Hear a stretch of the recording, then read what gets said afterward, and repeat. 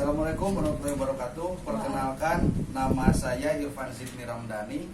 Saya pendamping PPKH Kabupaten Majalengka, Diklat FDS Angkatan 79. Kali ini saya akan menjelaskan modul langkah 5, yaitu berbagai cara mengurangi perilaku buruk anak.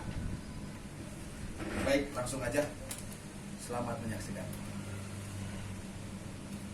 Assalamualaikum ibu-ibu semuanya, selamat datang, bertemu lagi dengan saya ya. Seperti biasa, 1 bulan sekali kita mengadakan pertemuan FDS P2K2 atau sekolah PKH gitu ibu-ibu ya. Seperti yang diungkapkan pada sesi sebelumnya gitu ya Bu. Saya mereview dulu satu persatu dari sesi sebelumnya, barangkali ada yang ditanyakan dari sesi sebelumnya ibu-ibu semuanya. Apa sudah memahami atau sudah mengerti Bu? Sudah mempraktekkan di rumah Bu? Ya. Nah, syukur alhamdulillah. Tapi suatu saat saya pasti akan datang ke rumah ibu-ibu semua. Kalau belum dipraktekkan, kalau masih tetap seperti itu berarti belum dipraktekkan. Siap Bu? Siap. Oke. Untuk prosesi selanjutnya, yaitu subjudul selanjutnya, kita akan membahas tentang cara mengurangi perilaku buruk anak tanpa kekerasan. Gitu ya. Cara mengurangi perilaku buruk anak tanpa kekerasan. Itu judul yang akan kita bahas ke depannya. Gitu ya Bu ya. Di sini kita bisa lihat ada flip chart sesi 2, 2C, 2D dan 2E. Kita bisa lihat di sini ya Bu ya.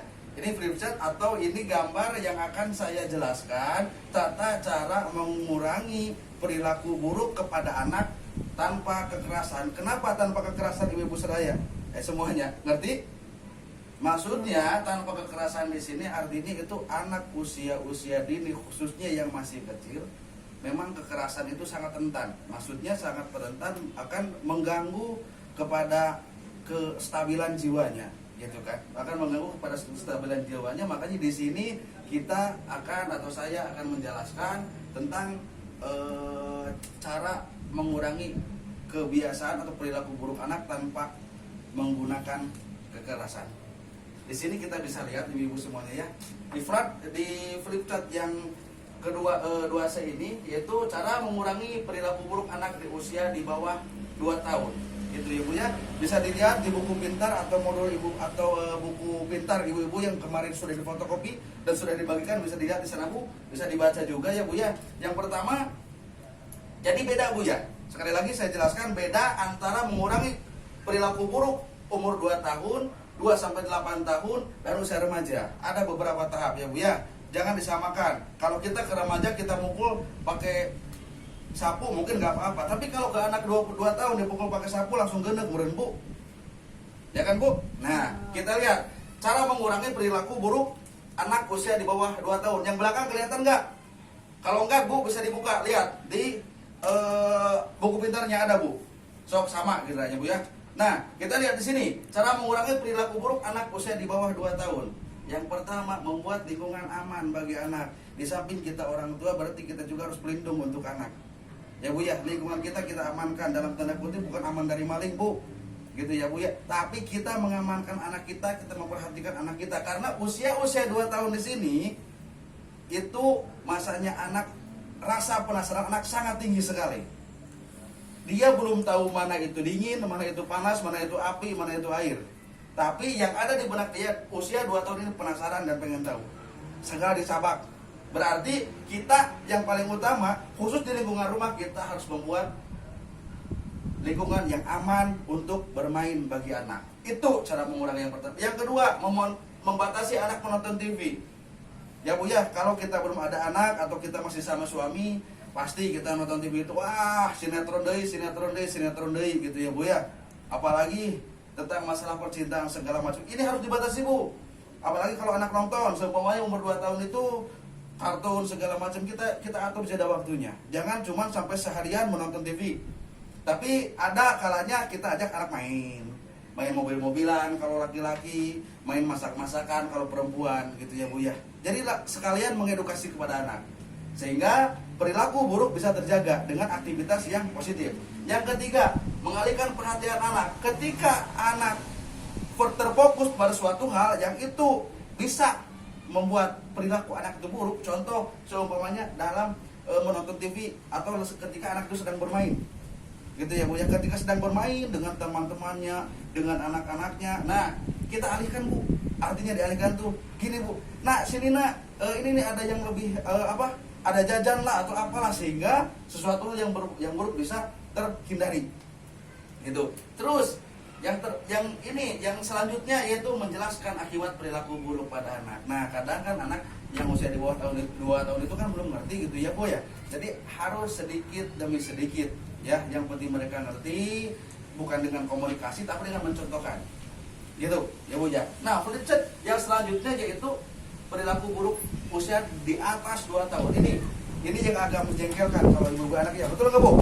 Ini udah 2 tahun, 3 tahun, 4 tahun, 5 tahun kesana sampai mau masuk SD, itu waktu yang sangat ngalirkeun lamun budak mah gitu nya, dicarekan leweh teu dicarekan ngambek. Nah di sini tepatnya gitu ya Bu ya. Yang pertama berarti harus sedikit-sedikit kita harus menjelaskan kepada anak. Ketika anak kita melakukan hal buruk, kita harus menjelaskan akibat dari perilakunya itu akan seperti apa. Kita harus menjelaskan seperti itu. Yang kedua, membuat aturan bersama. Artinya kita ngobrol bersama anak gitu kan, khususnya yang mau beranjak SD, udah mau masuk ke SD atau kelas 1 kelas 2, itu setidaknya kita harus bisa membuat peraturan dengan anak dan harus disepakati bersama. Jangan cuman kita membuat peraturan, contoh peraturan apa? Peraturan sesudah maghrib sampai isya tidak boleh nonton TV. Kita sepakati bersama dengan anak, tetapi yang melakukan bukan cuma anak. TV matiin, kita pun tidak boleh melakukan. Begitu Ibu, ngerti semuanya? Ya. Nah, selanjutnya memberikan waktu untuk menenangkan diri dan berpikir. Artinya ketika kita memarahi anak atau ketika apa, suruh anak berpikir, suruh anak diam, suruh anak merenung atas apa kesalahannya. Gitu. Yang selanjutnya mengacukan tindakan yang tidak berbahaya dan hanya untuk menarik perhatian saja. Ketika anak melakukan sesuatu, selama itu tidak berbahaya, selama itu tidak membahayakan untuk dirinya, kita perhatikan, biarkan. Kalau sudah mendekati mau ke bahaya, kita arahkan perhatiannya. Begitu ya Ibu ya. Paham Bu semuanya Bu? Ngerti Bu? Ya. Yang untuk lebih lanjutnya, untuk ya kalau memang agak kurang paham, bisa dilihat Bu, bisa dilihat di buku pintar masing-masing gitu ya Bu ya. Nah selanjutnya ini kalau udah masuk remaja nih, ini yang agak jangar nih, yang agak liar tuh yang ini nih ya, cara mengurangi perilaku buruk bagi anak ketika memasuki masa remaja Bu. Ya, ketika mau memasuki masa remaja, inilah hal yang sangat labil sekali, hal yang sangat susah sekali. Di sini anak bisa mulai mengenal rokok, anak bisa mulai mengenal pergaulan bebas. Yang paling parah anak mengenal narkoba di sini. Ya, di sini karena ini taruhlah cakupannya gini Bu, ini masih lingkungan keluarga tetangga, ini masih lingkungan keluarga, di sini udah lingkungan tetangga karena anak udah mulai masuk SD. Di sini sudah lingkungan bisa dikatakan desa dan kecamatan karena anak sudah bisa dikategorikan masuk ke sekolah SMP. Sedangkan dalam satu kecamatan SMP biasanya cuma ada 1 atau 2 atau 3, nggak bakalan lebih, nggak tiap blok atau nggak tiap desa.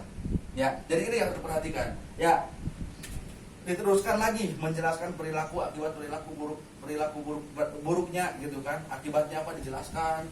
Terus sekali-kali anak itu dimintakan pendapatnya gitu kan, seperti kita buat aturan kepada anak. Jadi anak itu jangan cuma mendengar apa atau mengikuti apa yang kita aturkan, tapi kita juga harus meminta. Di sini kita udah bisa melibatkan anak dalam diskusi untuk membuat peraturan ya Bu ya, untuk usia remaja, artinya dari SMP ke atas lah, 4 berarti sekitar 13 tahun atau 10 tahun ke atas, 8 tahun ke atas lah gitu ya Bu ya. Nah itu yang selanjutnya itu memberikan kebebasan yang disertai dengan tanggung jawab. Artinya kita bebaskan anak melakukan sesuatu hal, tapi kita juga mendidik anak untuk bisa bertanggung jawab. Contohnya seperti apa? Kita kasih uang anak 10.000 ya, untuk bekal sekolah kita kasih uang 10.000. Tapi kita ajari anak bertanggung jawab untuk 10.000 itu. Dengan cara apa? Ketika dia pulang sekolah kita tanya, kemana kan itu uang? Dan untuk apa itu uang? Atau ketika dia pulang rumah, atau ketika dia pulang dari sekolah, kita beri beban dia tugas untuk membersihkan rumah, untuk menyapu rumah. Itu sebagian bentuk dari memberikan tanggung jawab kepada anak gitu ya. Ibu paham semuanya Ibu? Ya. Paham? Nah, selanjutnya kita akan belajar ya Bu ya. Belajar membuat aturan bersama anak ya. Jadi ibu semuanya di sini akan belajar membuat aturan bersama anak beserta konsekuensinya Bu. Ketika anak melanggar, ketika anak tidak konsisten, dan orang tua harus menjalani hal tersebut, gitu ya Bu ya. Oke, ya kita lihat flip chart. Kalau ibu-ibu bisa ada yang ada modul atau yang ada buku pintar, bisa dilihat flip chart 2B, gitu ya Bu ya. Di situ ntar ada tertera, pokoknya dibuka aja dulu Bu. So, silakan dibuka Bu ya. Dibuka gitu kan, ini akan membuat kesepakatan bersama, artinya antara kesepakatan antara si anak, orang tua, dan akan disepakati bersama. Bu silakan ibu semuanya dibuka buku pintar, atau karena ini nggak ada infokus Bu ya, harusnya saya tayangin nih, ada film, cuman keterbatasan laptop cuma satu, jadi ibu bisa lihat-lihat di buku pintar, yaitu tentang pengasuhan anak cerita 2B. Baik Bu, saya juga lihat Bu ya sekalian. Oke.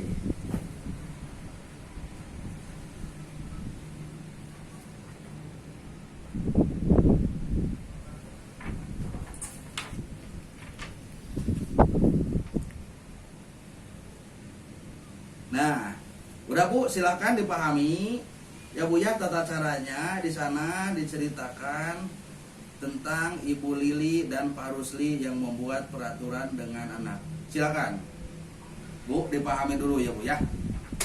Saya kasih waktu 10 menit Bu untuk memahami.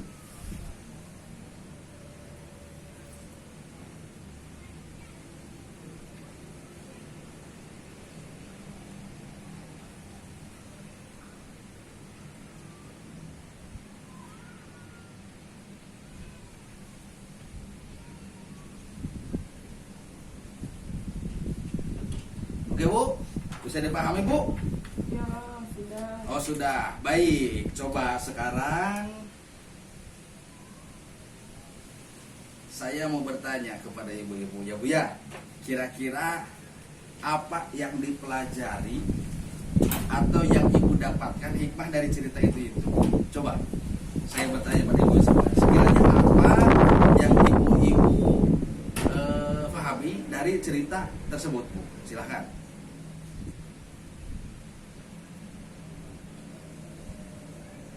Apa Bu? Iya, betul sekali. Yang pertama sama apa? Konsisten ya Bu ya.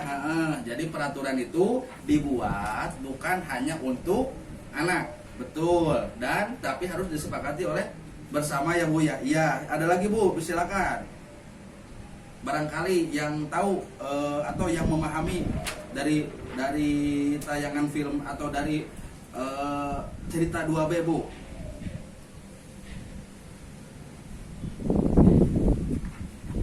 Bu,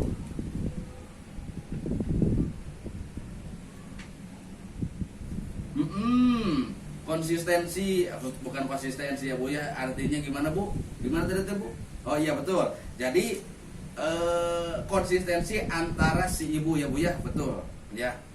Tegas, konsisten, terus anaknya juga jadi membebankan orang tua udah mulai membebankan tanggung jawab kepada anaknya gitu ya Bu ya. Betul sekali Bu ya. Membebankan ini kepada anaknya. Bentar Bu, ini agak hilang Bu di sininya Bu. Oke.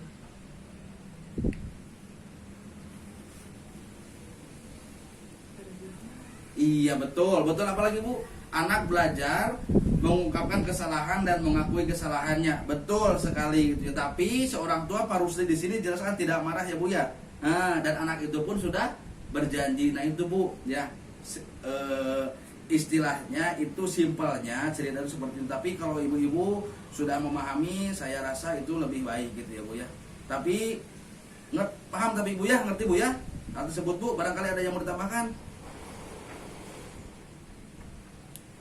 Iya Bu, kalau memang tidak ada, terima kasih ya Bu ya kepada semuanya gitu. Di sini ada beberapa hal saya akan simpulkan ya Bu ya.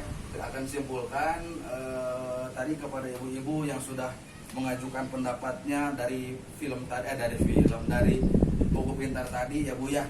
Poin-poinnya yang pertama itu Bu Lili bersikap lembut ya. Artinya untuk diri kita masing-masing orang tua itu harus bersikap lembut dan tegas. Ingat ya Bu ya. Dan tegas kepada Ita yang disebut tadi Ita anaknya itu ya Bu ya. Dan meminta Ita untuk menjalankan aturan yang telah disepakati. Kita tegas tapi lembut ya, bukan dengan keras gitu ya Bu. Itu Bu Lili gitu ya Bu ya. Jadi kita ambil cerita dari itu. Yang kedua, Bu Lili dan Pak Rusli berusaha tenang. Artinya tidak tegariweuh gitu ya Bu ya. Tenang, tidak menggunakan kekerasan namun tetap tegas. Tenang, tidak kekerasan, tegas gitu ya. Dalam mengatasi perilaku anak gitu kan. Anaknya seperti itu, tidak dipukul, tidak melakukan kekerasan tapi tegas dan konsisten gitu ya.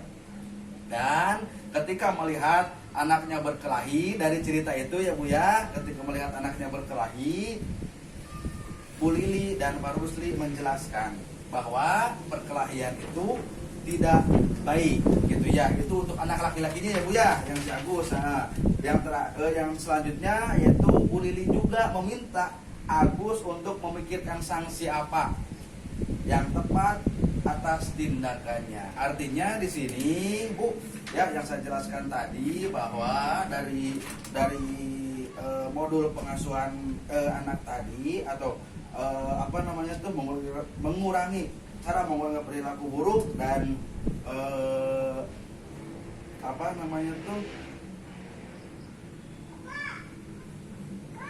dari cerita tadi ya Bu ya, berarti bisa kita ambil kesimpulan bahwasanya ketika kita mensepakati hidup dengan membuat peraturan dengan anak, pertama kita harus tegas, kedua kita konsisten.